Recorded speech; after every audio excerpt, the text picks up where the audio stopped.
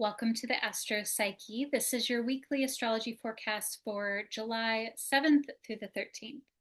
And this week marks the beginning of a new long-term cycle, particularly around experiences of the unexpected, of liberation, of divergence from norms, and of disruption of long-held traditions or expectations. This week, the planet Uranus moves into the sign of Gemini, and this is an important transit for a variety of reasons. We're going to talk about that. We're going to talk about the full moon that's happening in the sign of Capricorn and some other things. This is just the very, very beginning of a big, broad cycle. So we're keeping in mind that this week is of the moment now. There is some very immediate energy, which is more connected to the full moon in Capricorn and some of the transits that we're going to talk about. And this is also simply the stepping into the water of a journey. So we're keeping that in mind. My name is Shauna McGrath. I'm a depth psychotherapist and an astrologer, and I'm so honored to share the astrology of the week with you from a depth psychological perspective. So, okay, let's talk about Uranus moving into the sign of Gemini. So this happens exactly on Monday, July 7th at 12:45 a.m. Pacific time. And so Uranus moves very slowly, so much slower than Saturn. So Saturn's trip through the zodiac takes about 29 years. Saturn spends about 2.5–3 years in each zodiac sign. In contrast, Uranus takes 84 years to move through the zodiac, and it spends about 7 years in each sign. So much slower, and this means that Uranus is inherently more collective, particularly when it's in the natal chart, and it also means that Uranus transits are going to be a little bit longer, transits to the natal chart. And it just is really keyed more into the collective energy via sign change rather than the personal energy, unless you are having aspects from Uranus to something in your personal natal chart. And so that feels important just for context. So Uranus spends, let's see, actually, I want to pause here for a second. So Uranus is a symbol of this awakening, this quickening, this wanting to radically change things, sometimes seemingly just at the drop of a hat in a way where it's like, wow, I did not even know that this is how I felt. I did not even know that this change or transition was within me. When I had, for example, when I had a major Uranus transit, I suddenly, much to my dismay, realized that I did not want to be in property management anymore. I wanted to do something that was radically different. Over the course of a couple of Uranus transits, I ended up learning yoga and energy work and astrology, and had this very, for me, it felt very radical change in the way that I viewed myself, and the things that I was interested in. And so I'm sharing that with you because I think there's something about Uranus that it's almost like it's when we're feeling a call to change or transition or innovate personally, sometimes it feels even unexpected as we're experiencing it. So through and through, the nature of Uranus is the unanticipated, the surprise element. It almost has a sort of trickster energy to it. And there is always this quality of not knowing, and that we never know the end of the story also, because we never know at times exactly how things are going to shake out and where we're being guided or why we're getting a certain impulse to explore something that feels invigorating. Now, Uranus is also very much a symbol of diverging from what is expected or diverging from what is typical, diverging from what is normal or socially typical in some way. And so this can be the norm for you in your life. It can be the norm for your current culture, your culture of origin, the norm for your family, whatever it is. Uranus is about doing things differently. And Uranus also has this quality of disruption to it as well, where this process is not quiet. This process can often, like the nature of it, it feels very like the Tower card in the Tarot, where it's like there's this flipping, there's this upending of something that has been in place for a very long time.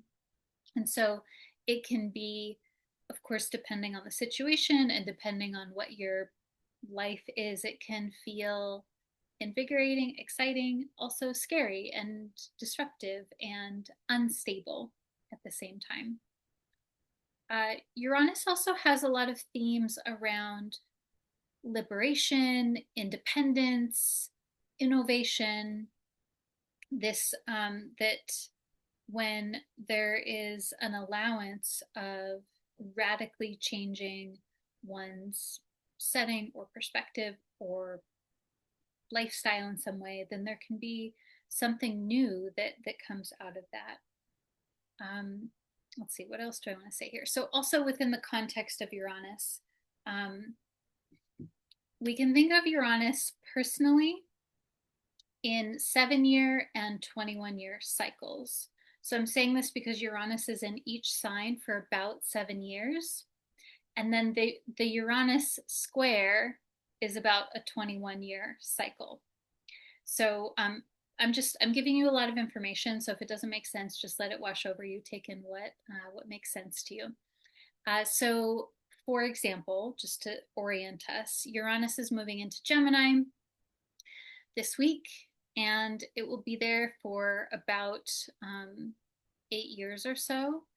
Uranus has been in Taurus from May of 2018 until it's actually going to go back into Taurus later this year. So from May of 2018 until April of 2026, Uranus has been in the sign of Taurus. And so this is important for you personally if you have planets in any of the fixed signs, I would say, Taurus, Scorpio, Leo, Aquarius. At some point during that time frame, Uranus would have made an aspect, a more striking aspect to those personal planets. In contrast, working with the 21-year cycle, Uranus was in Pisces from March of 2003 to March of 2011. And so I'm sharing that with you because Pisces is a square to Gemini. And so we can look back at that time period, if you so wish, to say, okay, like where, what radical, unexpected things happened, what transformations happened, what felt like it was really changing for you. And I think Uranus is particularly, like all of the planets, alchemical in a way where when something happens, there's no going back to the way that things were before, that there's something has changed and you can't unsee it, you can't unknow it. There's no going back. And so I think that for you, if you so wish, it may be interesting to get an idea of personally this cycle ahead with Uranus moving into Gemini over the next 7 or 8 years, to look back at that time period of 2003 to 2011 to see just sort of like what was kicking loose for you and what experiences maybe arose during that particular time. Now, okay, so that's more personally. More collectively, Uranus has this 84-year cycle. And so that tends to be more collective. Hmm. And so this is something that I also want to name too. So because it is more of a collective cycle, uh, it is going to connect in more with world events, possibly. And I tend to be an astrologer and therapist that is more focused on your personal individual experience. Of course, that is connected into what is happening um, here in society, and also um, so my focus tends to be more personal, but it also feels appropriate to name the collective component here. And if you're so interested, there's a whole branch of astrology called mundane astrology, which is the study of astrology as it relates to world events, how countries and political situations happen. So the United States has Uranus in Gemini. And the United States is an inherently Uranian and also Plutonic country. And so I think because Uranus is such a focal point for the US, we could see the potential for a correlation with a lot of change and unexpected things happening. Um, and I wanted to also, I've been really like sitting with this, how to sort of make sense of this, because I think that oftentimes um, as astrologers, we see Uranus as this really beautiful energy of awakening and liberation and innovation, and where there's this buzzy kind of excitement about it.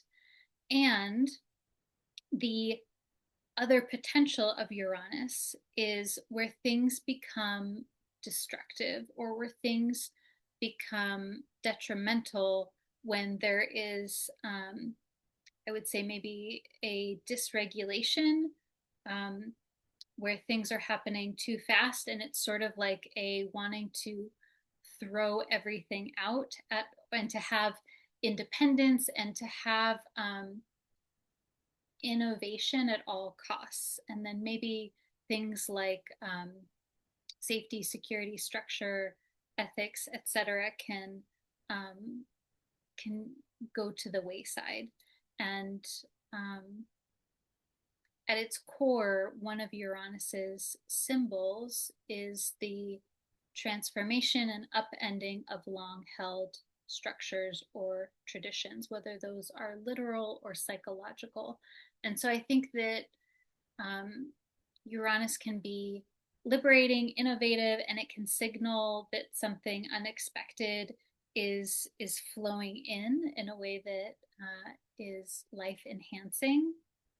And it can also have a destructive impact. And it can have a destructive impact, sayings such as burning a bridge or throwing the baby out with the bathwater come to mind. These kinds of things where everything goes, everything falls away, and then what is left? And that, that there is some goodness that was happening in there. And so I think that this like more um, disruptive quality of Uranus can come in when we are individually or collecting or collectively acting from fear or dysregulation or illusion, or when there is a theme of um, trying to gain control over others, or where there is a theme around splitting. And psychologically, we would call this splitting, where it's like there is no nuance, or uh, there is no like sort of holding for both something to be good and bad at the same time. It's there's this splitting into something or someone is either all good or all bad, and there is no mental, emotional flexibility around it. And then it gets to where there is this more extreme viewing of people, situations as all good, all bad, etc. And I think that also Uranus can have this sort of like ungrounded, fanatical excitement kind of energy. And so I'm sharing this with you because it just feels frankly strange to not name it in the face of everything that is currently happening in the world. And frankly, my hope is that when we have this, when we have any sort of disruption or dysfunction, that out of that eventually comes a call for actual liberation, that out of that comes a call for actually finding a way to take care of each other as human beings.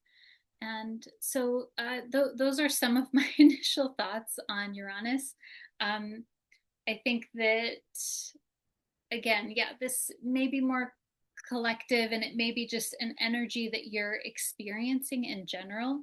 At the heart of it, it does have this very movable, changeable, again, this like not knowing kind of energy. And so I think that when we're experiencing this, because even if you are not yourself experiencing a Uranus transit via Uranus moving into Gemini, it's a collective experience that impacts all of us, of course.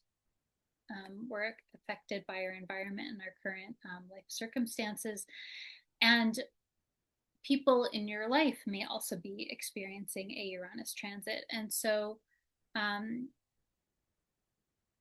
am a fan during this kind of time around of I'm a fan of finding ways to ground into your current experience, to ground into what is true for you, to ground into your body, and to seek experiences and people that feel safe and secure for you, wherever you can gain that, and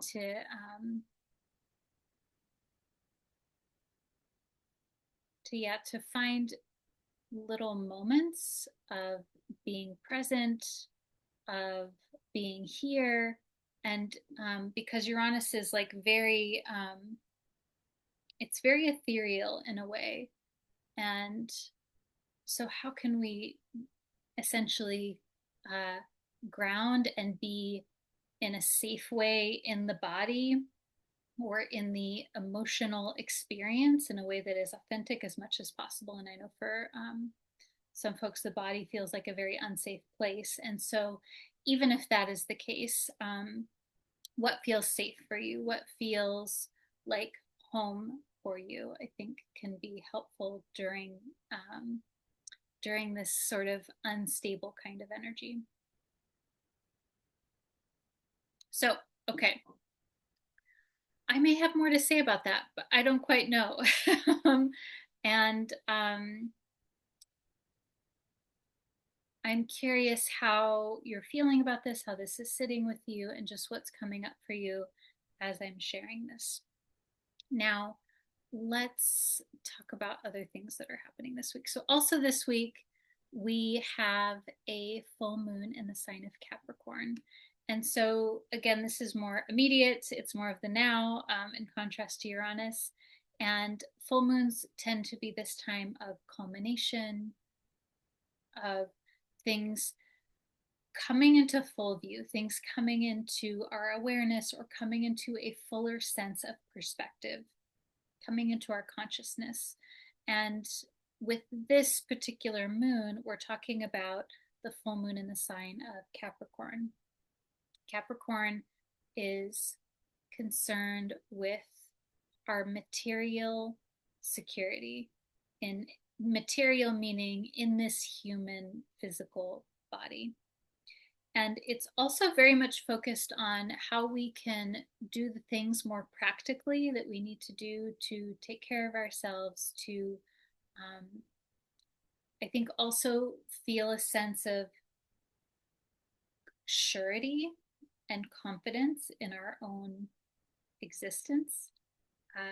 Capricorn can be connected to feelings of wanting to be successful, wanting to feel like our life has meaning, wanting to feel like we have a sense of legacy, even like that we are imparting something of our heart, of ourselves for others, whether that is in this lifetime or for folks that come after us.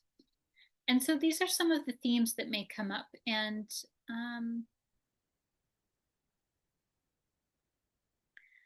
whenever we have a full moon, there's often this rising of emotional energy, this surging of potentially unconscious or maybe not necessarily unconscious, but like undigested feelings or emotions or thoughts.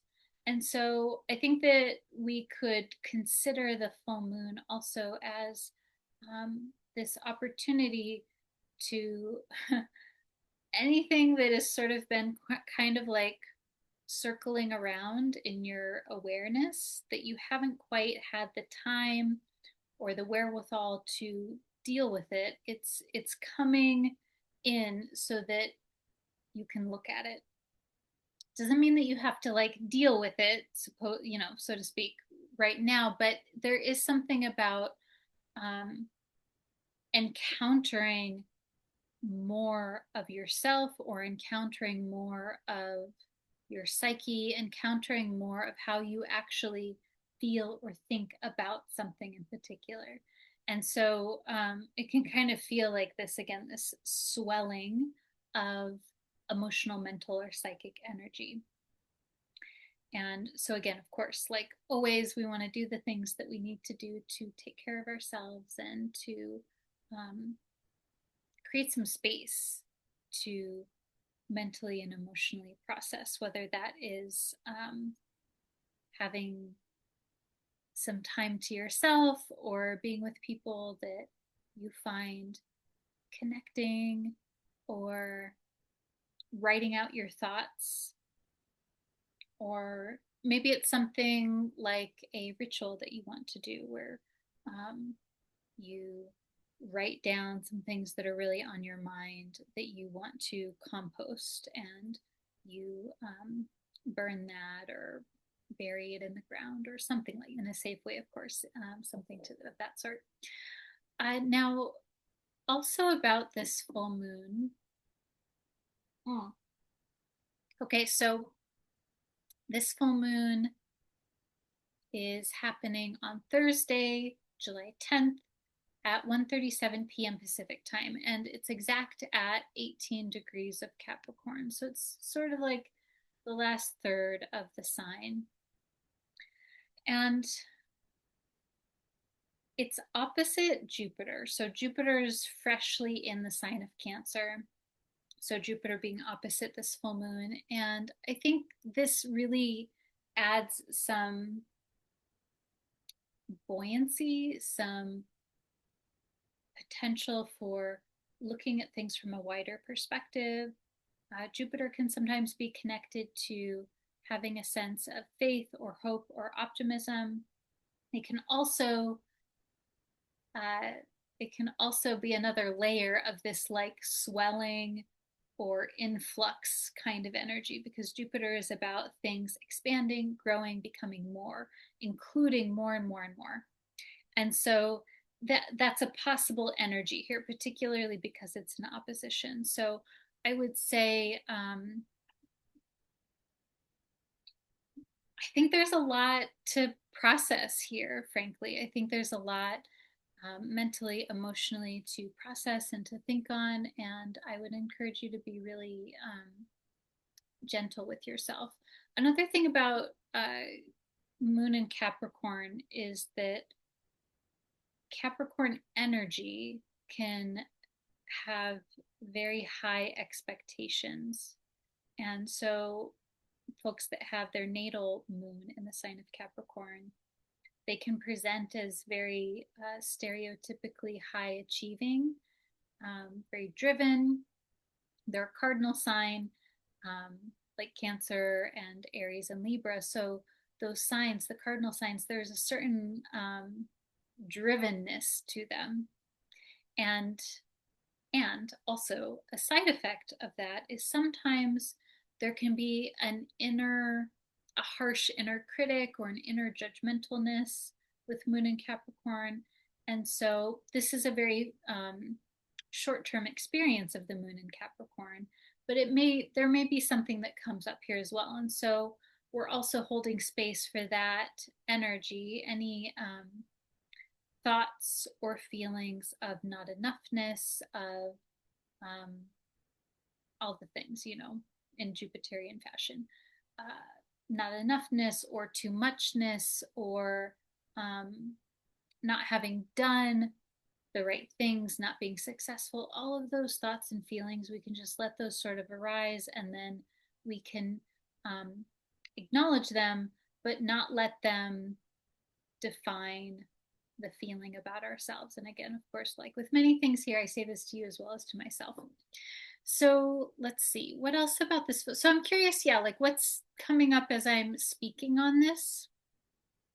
Another component of this full moon is that it's making a trine, so a helpful, flowy, easeful aspect to Mars and the South Node in Virgo.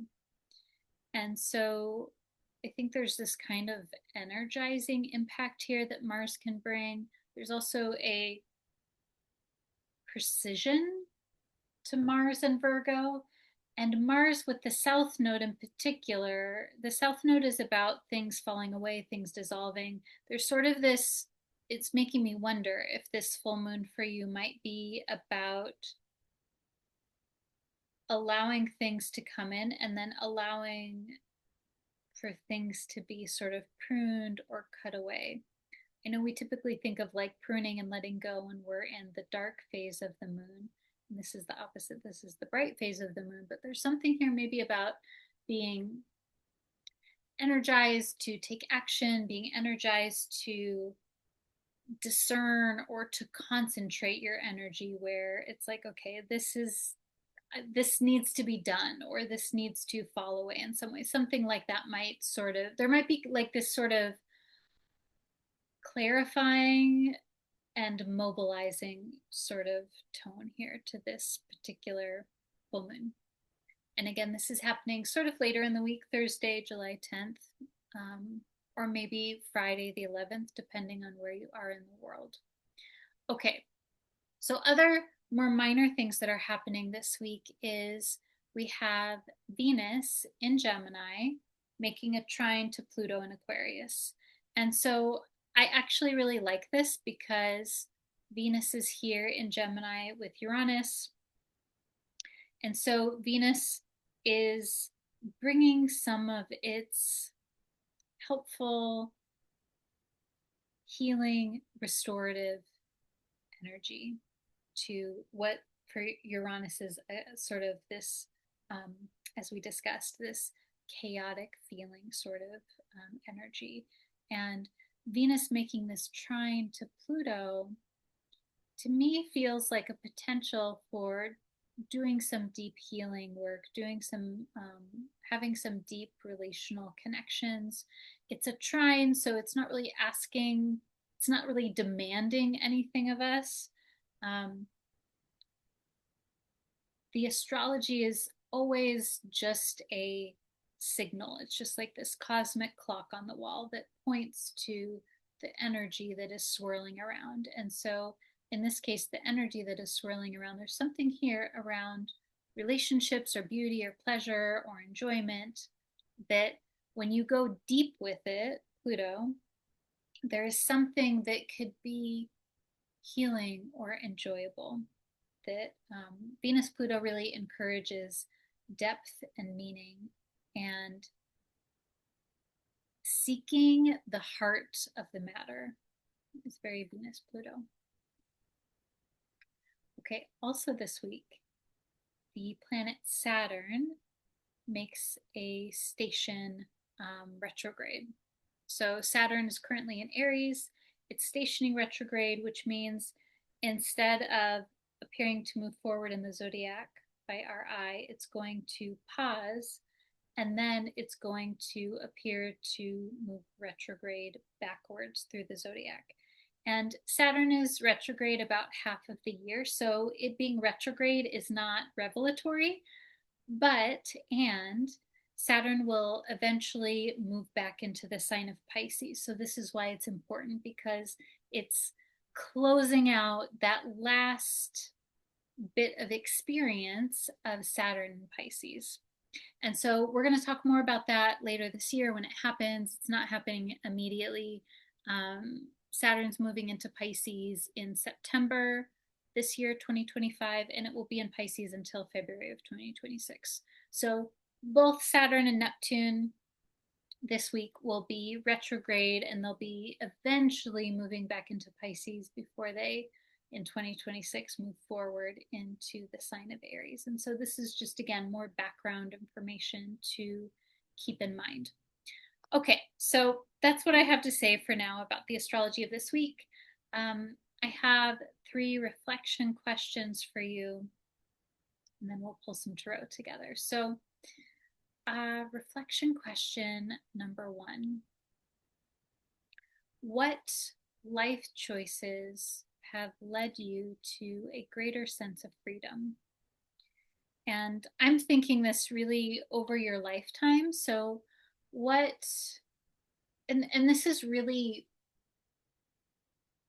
helping you to connect into your natal Uranus experience. So what choices have you made that resulted in a greater sense of freedom, of feeling uninhibited, feeling more authentic, feeling more like you're acting from your own inner calling versus just sort of like a default setting of what was expected of you? Okay. Reflection question number 2. What helps you feel emotionally safe, secure, and able to act from your heart? I think this is so important, and this is helping us to really, like a lightning rod, ground the Uranian energy. What kinds of things help you to feel emotionally safe, secure, and able to, I think, essentially act from a place of feeling this connection to yourself versus being thrown about by outside energy, outside forces? And number 3, what new energy, themes, or symbols are arising for you lately? And so when I'm saying this, this could show up in a variety of different ways for you. And it might be very subtle because we're just at the beginning here. But what new energy, themes, qualities, like what kind of dreams are you having? Are there synchronicities? What are you thinking about? What's on your mind? What kind of like very subtle waking, wondering, or fantasy are you having? Those kinds of things. And I want us to also be like holding this softly, because our imagination, our dreams, synchronicities, our waking daydreams, these are often highly symbolic. Not always, but often they're more symbolic than literal. And we, I think in westernized society, we tend to be trained to be more literal and less symbolic. And like anything, it takes this like reprogramming of our mindset to think of things more softly and more symbolic. And so, whatever it is that's on your mind or coming in for you, it may be that is something that is literally an incoming energy coming down the chute, so to speak, but it might be more of a symbol of energy that is coming in. And it might be something literal in your life, it might be something more of an inner experience that is coming in for you. Okay, so I'm going to pull some cards for you, and I invite you, if you're not already, to find yourself in a comfortable place that feels comfortable for you. And if you're here, you can close your eyes or you can focus on something nearby that feels relaxing. And you may wish to imagine, or imagine that you could imagine, this beautiful sphere of light around you. This light can be any color, but it's this big, beautiful, bright light. And it is protective.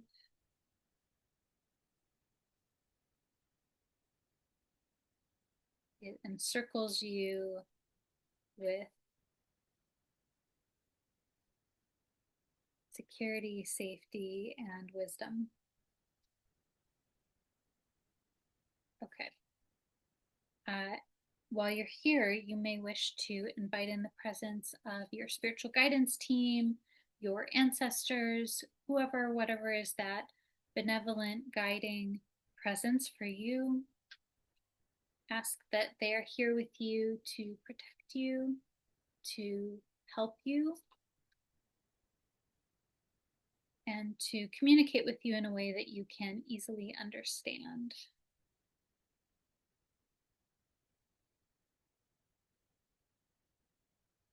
And then bringing your focus to your heart space at the center of your chest. And from this place, maybe a wondering, a question, a curiosity comes forward for you.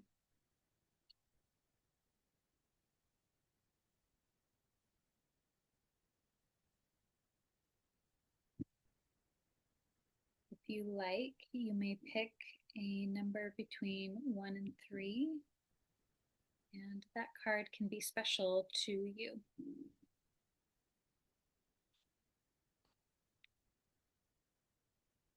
Okie dokie. So first card is the 5 of Cups.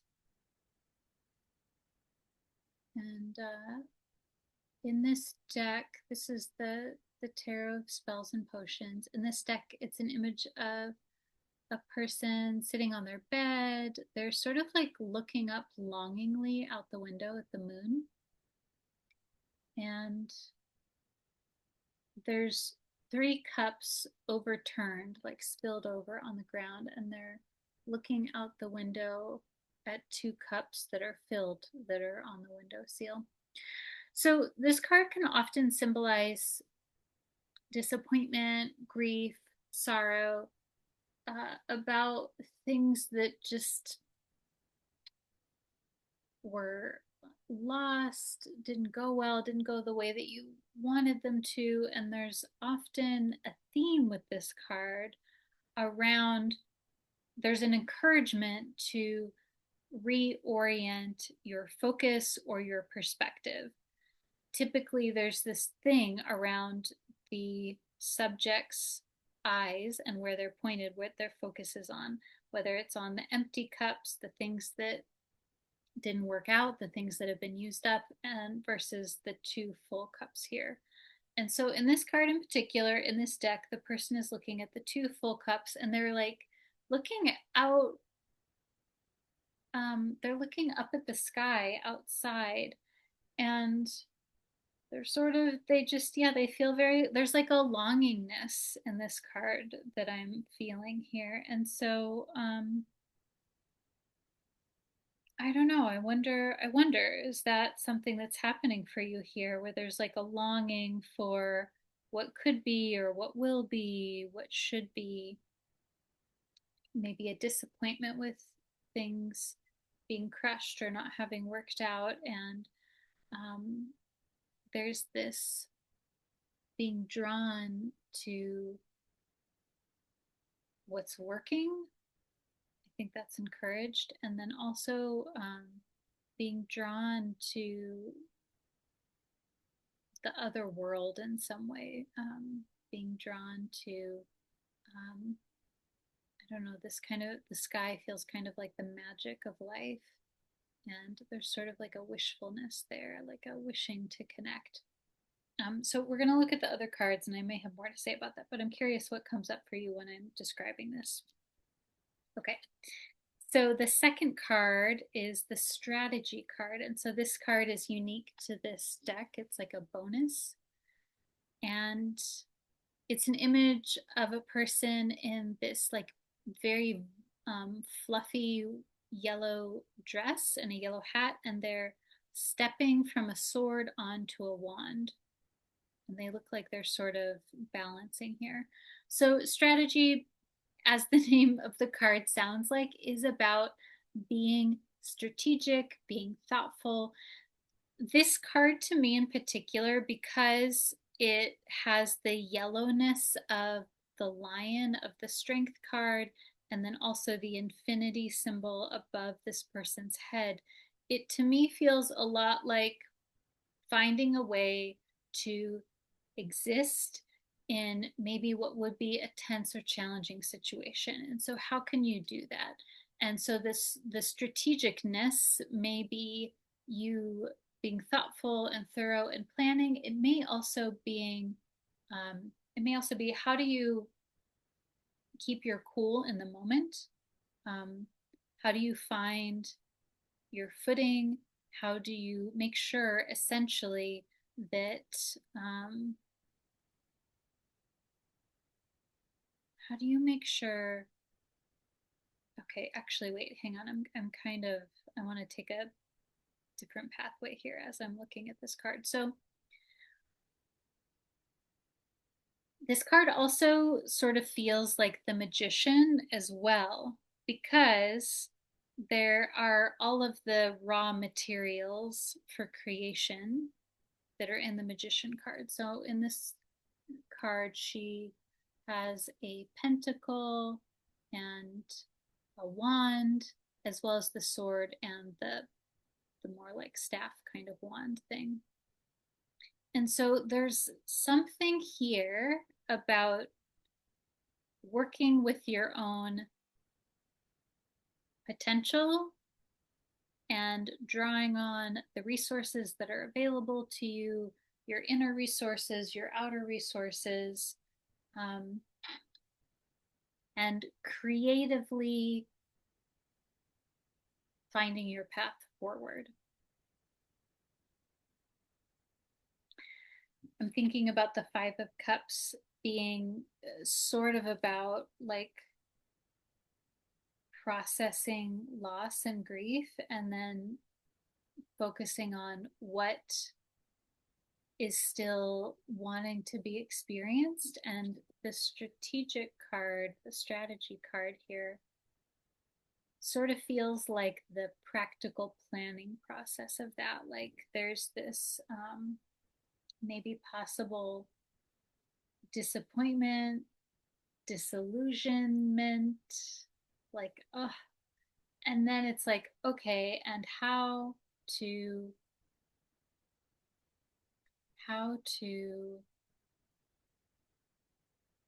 reparent, re-engineer, how to gather yourself and to move through the world along, like despite feelings of maybe sadness or longing, etc. Okay, maybe more to say, but let's see what the third card is. So third card is the Star card. And so I pulled this reversed. The first two I pulled upright.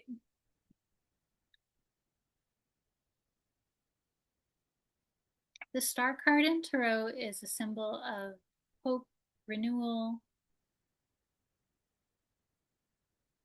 finding a connection to something greater than your individual self that brings about a sense of renewal. It can be connected to healing. And there's also something to the star card around vulnerability and